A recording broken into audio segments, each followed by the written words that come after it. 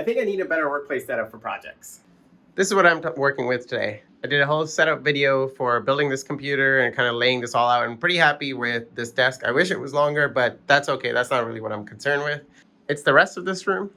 As you can see, there's some weird shadows. The lighting's not great. I only have that lamp and that one ceiling light. I got a bunch of new lights that I want to put up on the roof, and I think that'll help a lot with lighting. This is obviously a mess. And what I'd really like to do is set up a desk here or a workbench to be able to do small projects on, like leather work or whatever, and then I can clean all of this up as well. Let me show you what I'm working with in my leather work project workplace right now. So this is what I'm working with right now. It's got a bunch of stuff on it from previous projects.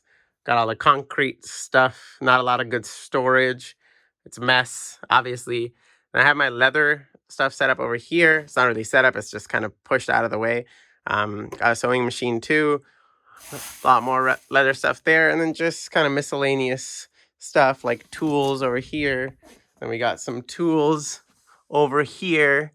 And I generally just want all of this set up better. I think I'll work more on projects, especially some types of projects that I've been not working on. If I have a better setup, better storage, better workplace, all of that, I think that impacts me a lot and it'd be a lot better. And once I do set it up, I hope I do get more projects done.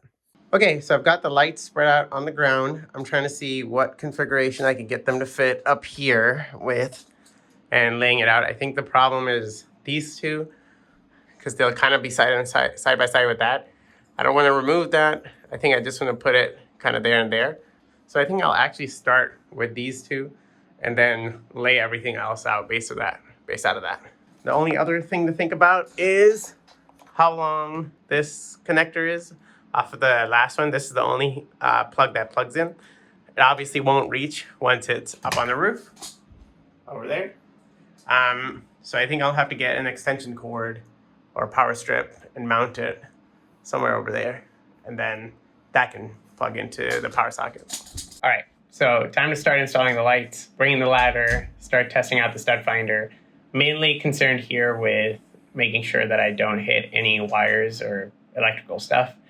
I think after some Googling, this was just me being paranoid. I don't think the wires are installed that close to the ceiling. So I kind of started mocking out installing these lights. I'm not trying to be extremely perfect here. I just wanted to make sure they were at least somewhat parallel to the walls. At some point, I just committed and started screwing in these fittings.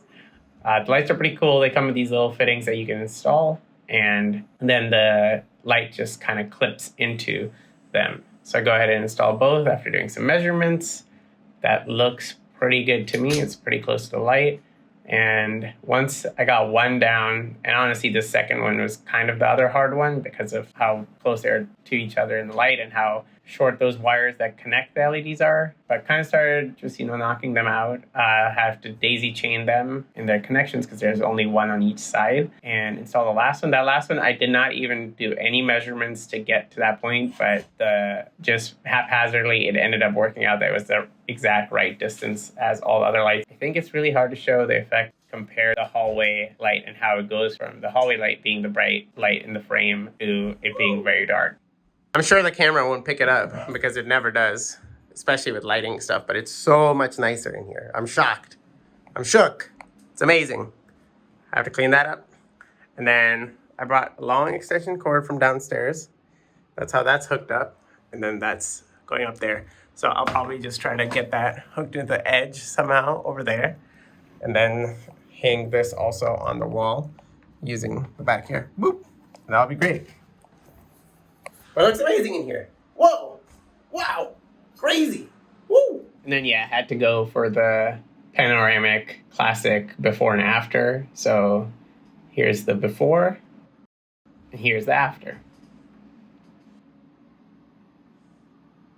Okay, that's up. And did a little bit of work to clean that up. It's not great, but I'm only here for probably another few months. So form over function, function over form, function over form. That's the goal here. Just needs to be bright. All right, next it's time to get started on the workbench. I picked up some lumber and packed it into our car with everything barely fitting, and it was super fun carrying it up all of our stairs. I start measuring out my space, and I'm following some plans that I found online for this workbench with some tweaks, and I'll link the plans below in the description so you can try it out if you want. We made it. Everything's home. Top and bottom for the plywood. We've got 2x6s, 2 of them, all 6 feet because that's where it would fit in my car. Then we got a bunch of these 2x4s, which will be the framing. Nice. The edge of the plywood was pretty rough as it came from the lumber store, so I kind of just wanted to go ahead and smooth it out. I got a few different sandpaper grits, rough, fine, something in the middle. And I just wanted to play around with this orbital sander that I got and see what gave me the best effect. So I laid out the 3 sandpaper and just wanted to give each section an initial pass with each of them to see what it looked like.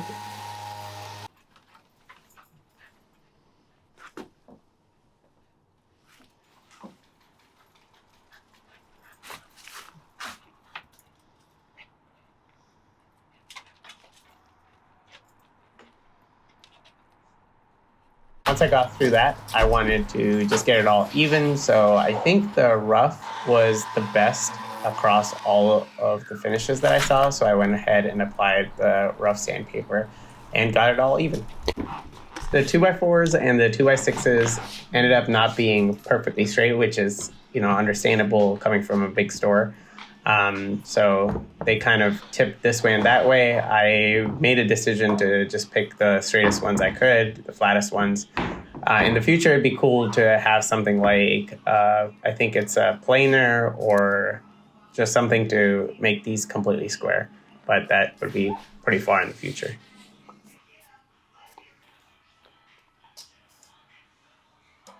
All right, new tool time. I'm really excited about this Milwaukee M18 Fuel Circular Saw. It's a little bit intimidating for me as a tool, and I got comfortable with it throughout the video, but I think you can definitely see some of my hesitance throughout to get used to this tool.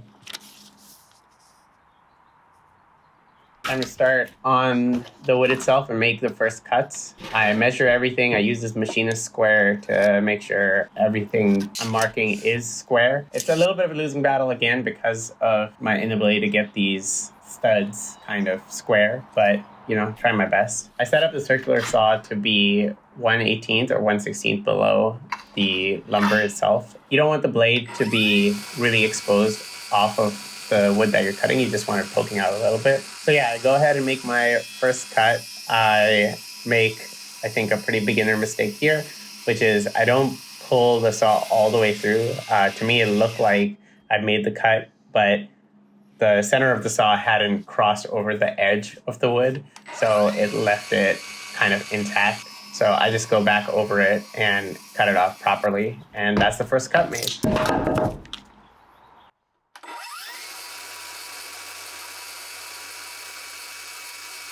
Go ahead and give it a measure to make sure it all lines up. Look at it on the machinist square to verify some squareness. Just doing my best here, Again, not an expert by any means, but I thought I'd try to do my best here. And then I wanted to make sure I could mop it with the lumber and the measurements are still coming out. You'll see me continue to do a lot of measurements to make sure I get things right. I then go ahead and set up the second piece of wood, same thing, do the measurements, verify with the piece of lumber that I already cut, and go ahead and make the cut. This time, I wanted to pay attention and make sure that I take the saw all the way through and I'm not left with a piece of, dangling wood that leaves the wood intact. And sure enough, the wood drops this time. So I'm happy with that. And it ends up lining up with the wood I've already cut. So success. So want to do it one last time. That's the third piece that will constitute the entirety of the top frame. Real fast, let's get it done and lay it out with the long pieces of lumber. Look at that. That's the top frame. Looks good to me. I wanted to make sure it lined up with the plywood as well, so I did all the measurements, but I think for peace of mind, I just need to see it with my own eyes all lined up and looking good and pop that in. Perfect. Now that we've done that, I think it's time to assemble the top frame. I got this Craig pocket hole jig, which was also recommended off of the designs that I'm following, so I'll credit to them. It's pretty easy to set up once you understand how to do it. The clamps were a little bit difficult, but I go ahead and just to learn, I wanted to do this on a test piece, so I take one of the kind of refuse pieces of wood that I got from building the frame. I cut some pocket holes in that piece, and then I wanted to go ahead and check out the holes that it made. Those look good. And I just had another 2x6, so I just go ahead and screw in through the pocket holes, take the machinist square just to verify got a square. And yeah, that looked good. So I think that gave me the confidence to go ahead and move on to the next piece of wood, which are the pieces that hold the two long studs together on the frame. So I go ahead and make the pocket holes. So what I need to do here is make 4 holes on each of these 3 pieces so that they can hold together both sides of the longer studs. 2 on each side, and I decide to go ahead and for the center piece do 2 holes on one side and 2 holes on the other side. I don't think it really would have mattered, but I think it helps keep things a little bit square since the screws will be exerting some pressure. I don't know. I just made that up in my head, but it's probably true, right?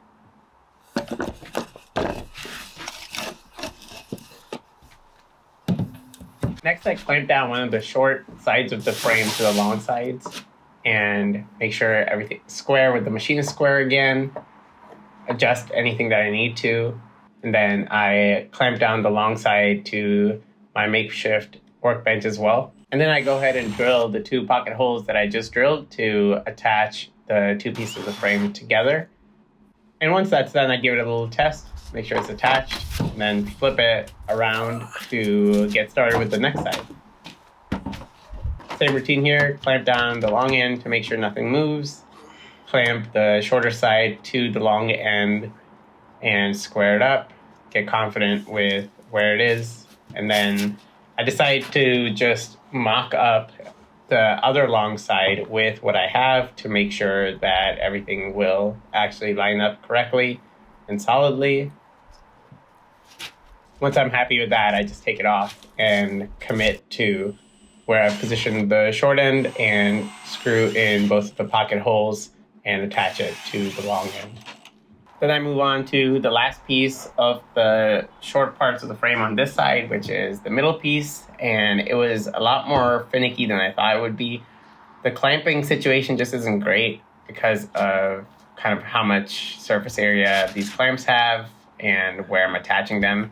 So I struggled with that a little bit, but I went ahead and just did my measurements to make sure things were square as they could be and as centered as they could be. After doing back and forth measurements for a while, I decided again just to commit and stop over-rotating on getting this part perfect, and I drilled in the 2 pocket holes for this end as well. Once I got that done, flipped over the frame and started working on getting the second long end attached as well. I clamped down one end and then just played around with adjusting the other sides to make sure everything lined up correctly. And once I was satisfied, I started screwing in the screws for one of the frame ends. And once that was done, I definitely had to adjust the other shorter frame ends a little bit. They didn't automatically, just line up. So the clamps were definitely important on this part, but it wasn't too difficult. And once I had clamps in place, I was able to drill in the screws as well and keep moving. So yeah, here you can see I had both the middle and the end screwed in at the same time because otherwise they wouldn't have lined up. And then I screwed in the last screws for this frame and boom, I was done. That's it. That's the frame built. Test it out by just moving it around. Seems pretty stable and it's not crazy heavy, but it's definitely, I felt at this point that it was definitely going to start adding up over time. I did make a mistake when I was putting this together. Some of the screws on the ends ended up poking out because I was pushing the drill in too hard. I tried sanding the back with the sander I had and that did not go well. I just ended up fixing it by using a hammer. That was that. So I moved everything inside, made sure the measurements lined up. Here you can see I put it on some plywood. I put it on the plywood top and just made sure everything lined up, and it did. And then I moved on to marking all of the measurements for the legs. So I'm using two 2x6s and then some 2x4s. And each leg consists of a 2x6 part and then a 2x4 part. And there are a lot of measurements here, so I just made all of them on the lumber. And then each leg also has a cap on it where the caster wheels will end up fitting and be attached to. So that needed to be done as well. And then I pretty much at this point, I think, started getting more confident with the circular saw and started making a lot of cuts. So this was just knocking stuff out over and over again. My ethos here was to just stay really careful with the measurements, measure twice, thrice, 4 times. I think I am a little bit scared of messing up. And because of that, it just helped to measure over and over again. The other thing was to make sure everything was securely clamped down. And then here you can see all the different things that I cut out of the wood. We have the end caps for the table legs. We have 4 2x6s cut for the table legs as well. And then to match that, we have 4 2x4s also. For the bottom frame, we have 2 long members, 3 short members. 2 ends and the 1 middle, just like the top frame. So yeah, I'm, again, a visual guy. I just wanted to see what all the cuts look like together and how everything would fit together after doing all of my measurements. And I went ahead and just prototype laid everything out. Nothing here is screwed in or attached together at all. And I just wanted to see how it looked. And I think I got Miko's approval on all of the layout as well. Next, it was time to put the legs together. The legs consist of a 2x4 attached to a 2x6 with more screws. So I went ahead and marked out all the screw positions. The way I did it was I did 1 screw on one end and then another on the other end. So I set up the Craig pocket hole jig on one side, drilled the hole, and then moved it over to the other end, and then made a hole on the other end as well. And those 2 screws should give us plenty of rigidity in the legs. Just to be sure though, I wanted to go ahead and attach them with some wood glue as well. So here's me liberally putting some wood glue on the 2x4, and then I go ahead and attach that to the 2x6. I clamped it down and then screwed in the 2 screws to make sure they were nice and attached together. Once I did that, I just gave the wood glue that smeared out the sides a little wipe down. So once the leg was dried, I brought it inside again, just to give it a visual inspection of what that would look like on the table. And then, yeah, I just knocked out the other legs in exactly the same way. Nothing fancy there. And that's what they're gonna look like once they're attached. And it got a nice little side eye from Miko as well doing that. So I decided everything looked good at this point, and I went ahead and started attaching the legs to the frame itself. I did 3 screws, 2 on one side and then 1 on the other for all the legs. I had one leg that was pretty bowed out. I think the 2x6s were more bowed than the 2x4s were, so I just wanted to give it a shot with the orbital sander to see if I could make it fit any better. I think I got somewhat of a better fit, but I don't think it was exactly where I wanted it. And so I put all the legs together and everything looked solid, looked pretty level at this point. I think it's, again, I don't even think my floors are level in this house, so take that with a grain of salt, take it for what you will. So once the legs were on, I knocked out the bottom frame as well. You can see it's smaller than the top frame, both in length and width, so that it can fit inside it. I actually thought I messed up the measurements at this point once I had put it together because it wasn't fitting, but with enough pushing and shoving, I was able to get it to snugly fit inside the frame. And it looked great. I wanted to give the Workbench a weight test at this point, so I kind of deadlifted it up and seemed to pass. It wasn't too heavy. So I decided to move on to the next bit, which was to add all the end plates for the casters to eventually be attached to. So I flipped the Workbench over and then started screwing in the end plates. I went for a 3-hole pattern here so that they were very snugly attached to the ends of the legs and then the frame also, and that kind of helped hold things together as well. Once that was done, I just wanted to mock out what the caster would look like for one of the legs. So I went ahead and centered it best I could. Again, I'm not trying to be super precise in this because I don't think it matters. as long as I think I just followed roughly the same idea for all of them. And I attached them with these screws that have much larger heads, and it just self-tapped into the end plates themselves. And went for all 4, punched that in, and bam, that's one leg done.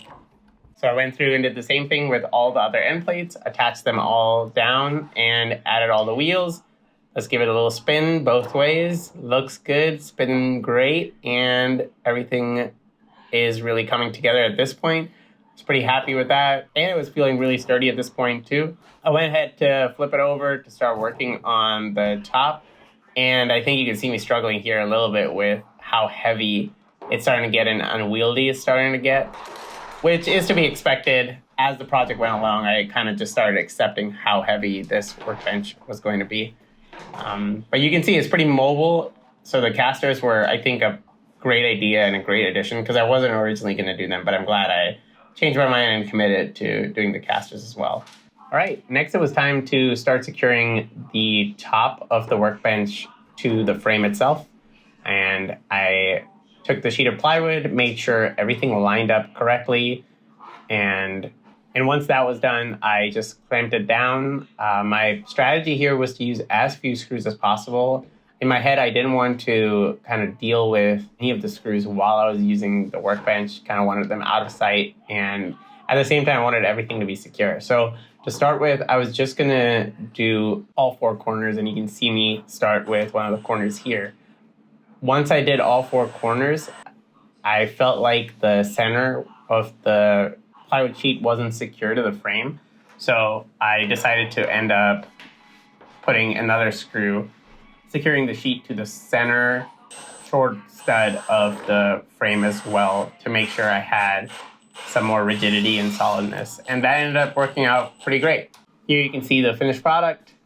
All 5 screws are in place. Everything's feeling solid. It's feeling like a real table. I was pretty proud of everything at this point. This was kind of almost all the way there, you know. I was pretty excited about this, and excited enough that I went ahead and just put all the rest of the project materials on it so I could clean up some of the mess that I've been making in our dining room as I do it. Once that was done, it was time to start working on the bottom sheet, which I was pretty anxious about and intimidated to start with. I took a few more measurements and realized I was half an inch out of what I really wanted the measurement to be. So I have the bottom sheet wood on top of the workbench now, wanted to actually start utilizing it, and I started measuring things out on the top sheet. I'm using some of the lumber that I had left over to help me mark some straight lines. So this was the width that I just marked out, and then now I'm trying to mark out the length of where I need to cut as well. The way I did this was I took measurements from the end for how much I wanted the width to be, and I just took small measurements all the way through to make sure that I could come back and just connect the dots with a straight line. My reasoning there being I didn't think that if I secured even a long enough piece of lumber, which I don't think I had at this point, to this sheet, I would be able to get a straight line. I just trusted myself to make smaller measurements and make sure that things were correct from one edge to the other edge. I marked out one section connecting all the dots, made sure everything lined up with the long piece of wood, and then did the same for the other. And that was the marking part complete.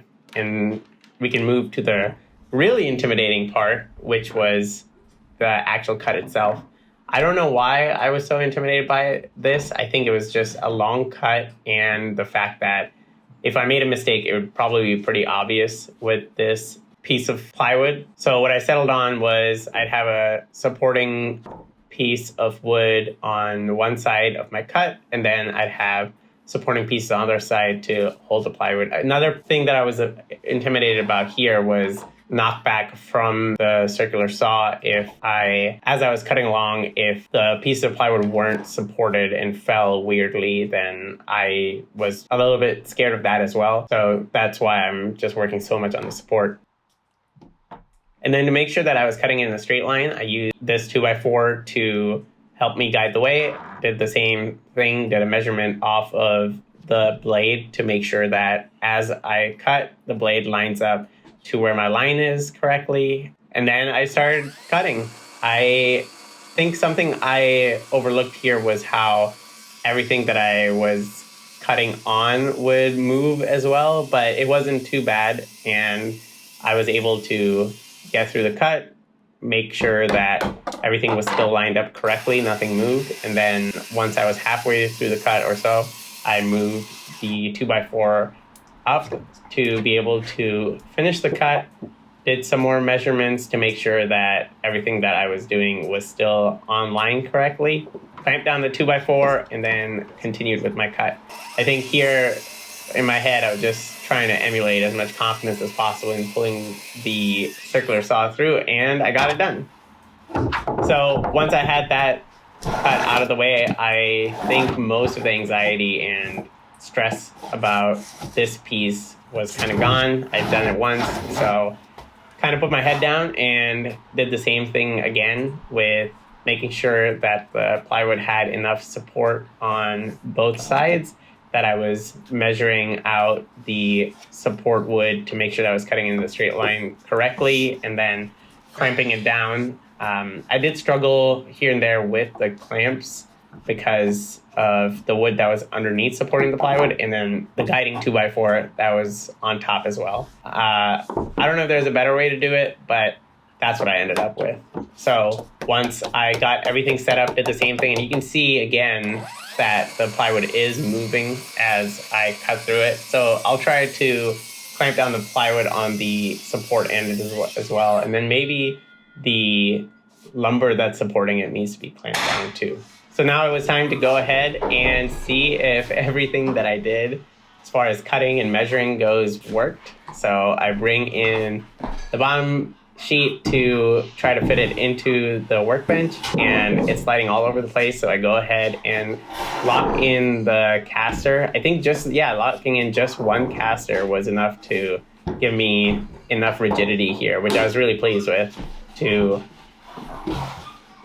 go ahead and start installing the bottom shelf of the workbench. I had the same issue here that I did with when I was trying to get the frame in position, where I thought I did measurements wrong, but because I dealt with the bottom frame, I had a lot more confidence now, so I was just shoving and pushing it down to get it into place. And just like that, it's in place. Boom, done. Looks real solid. I didn't even think at this point I even had to screw down the plywood with how snug it fit. But of course I wanted to get the job done right. So I went ahead and screwed down all four corners just to be safe. I thought, in the future, if something shifted or things moved around, it'd probably come loose, and it'd just give me the peace of mind to get everything fitted. It's the right thing to do. So it was a little tight getting into some of these spots, but with enough struggling around, I was able to get it done and get all four sides screwed in. Just made sure that things were still level as far as the level could tell me, and they look good. Now it's time to actually move the workbench into place. What you don't see here is my wife and I carrying the workbench all the way upstairs and then lifting it over our banister because it wouldn't fit into the room from the stairs. So I started positioning it in here, and it's my office is a pretty small room, but I was able to move things around enough, and the workbench being on the caster wheels was actually a lifesaver here because I don't think I could have moved it around if it wasn't on those wheels. And the way they lock was perfect and kept it situated correctly and doesn't move around much. So I go through the first session of organizing and moving stuff up here. I try to kind of have sections for tools and then for consumables and leather stuff.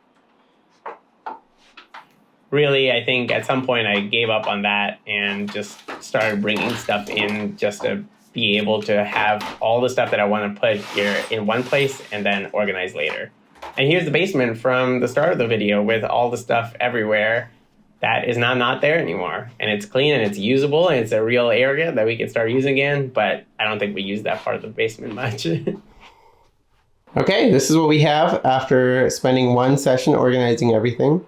I think organizing this will be a continued process through the entire lifetime of just having a workbench or a section where I can work. some of the things that I can show are, we kind of have ladder storage here. We've got tools down here. Again, like I think over time I can see myself buying some pack out stuff and stacking it, but I kind of want to just keep using it as is today. Figure out what I like, what I don't like, what I want to organize, and then just kind of keep things here. And then got some old boxes, and then got a bunch of 2x4 storage down here, some other odds and ends, toolbox. We got a lot of raw materials over here, which has wood, some leather, some more leather down there. And then we started getting into kind of the tools, the hand tools, some random stuff, a lot of leather stuff over here, just doodads, odds and ends. Again, I think I do want like maybe something over here that can hold a lot of the small tools and whatnot. But overall, I'm so happy with this. Look at it. It looks amazing. I built that. That's crazy. What the heck? Yeah. So I think I'm going to bring one of the bar stools up here. I'd like to build a stool to sit on one day too. But I'm going to take it one step at a time and just try out making something out of leather, maybe finish an old project that I have over here. And yeah, just enjoy it for a little bit before going too crazy again and sinking a bunch of time into something that I might not need. Hope you enjoyed watching me put this together, get it all organized, get my house a little bit more organized, and thanks for watching.